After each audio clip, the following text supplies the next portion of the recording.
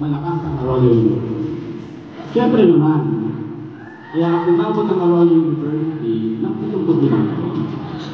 At kaya mali na patunay sa lahat nito ay mga nagsusugod sa universidad dito at sa Pilipinas sa iba't ibang dahil.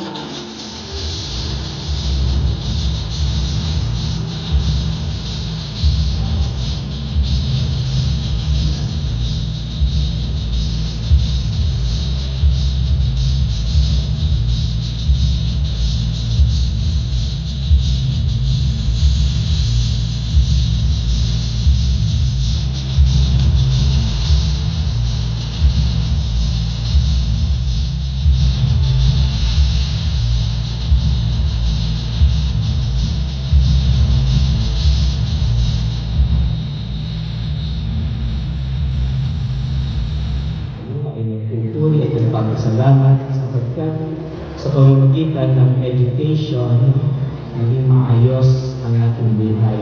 Nagkaroon tayo ng goal, ng direction, at lalo higit sa lahat, maging kakakipakinabang ang ating buhay na nanggaling sa ating Diyos. Tayo ay mag-aalay ng pasasalamat sa ating Diyos. Kinikilala natin ang mga pagpapala na ibinigay niya sa atin.